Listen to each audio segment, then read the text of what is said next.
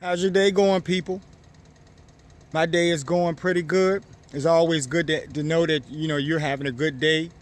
Because we don't always need to have rainy days. I was just talking to some friends. I just came from lunch, pretty good lunch, and I don't have too much more to do today, so I'm going to try to talk to you folks real quick because I was having a conversation and it sparked my mind and some thoughts that I wanted to share with you guys and see what you thought about what I want to talk about today. One of my friends joked me recently. We were talking, and he was talking about that video I did about the petty, jealous, and illogical woman. And because we deal with so many low-level people in our nature of business, cutthroat, low-level guys who have insecurities and they wear them on their sleeves so much, he wanted me to do a video about the petty, jealous, and illogical man.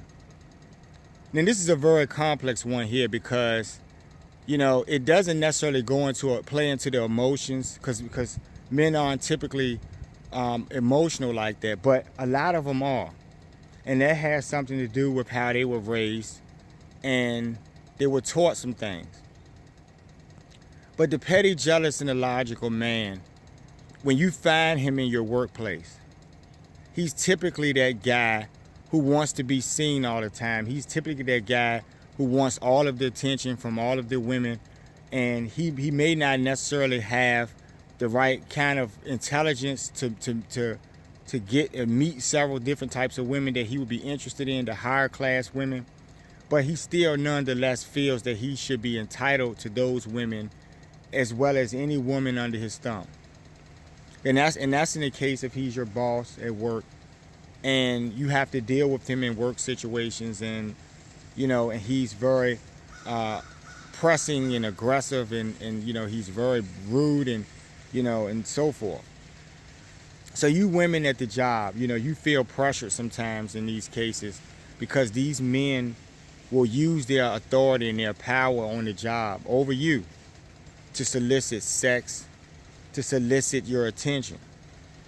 And that's weak because, first of all, professional men of authority do not use their position to obtain anything. Men with decent character anyway, men with good moral values, they don't do these things.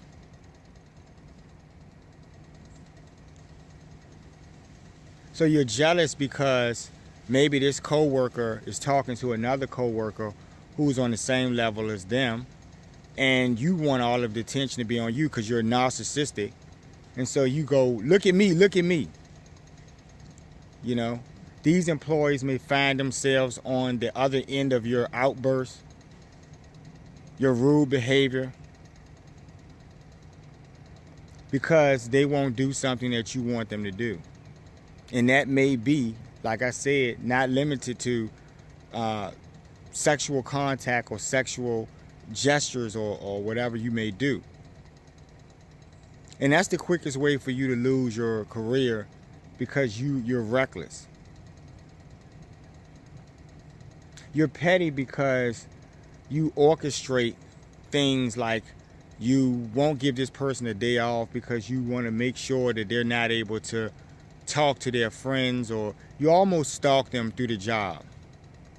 And no one around you can see it because they just don't have that type of insight. So the people around you, they're like apaths. They enable you to do your sociopathic bullshit and play games, and they just don't question anything or stand up to you.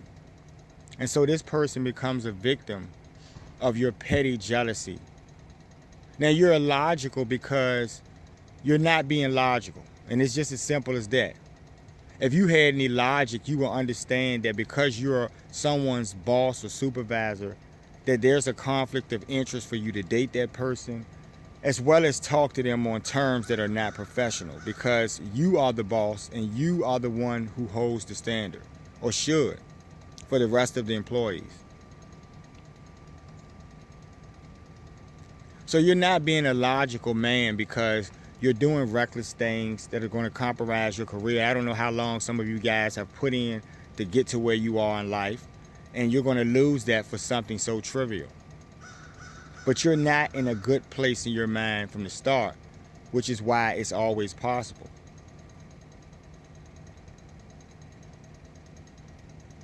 You know, there's no need to be jealous over women who you don't possess or women who are not yours. And they feel creeped out when you show and display these types of behaviors. They're always creeped out because they didn't ask you to be this way. You found something in them that you liked, and you just became a stalker.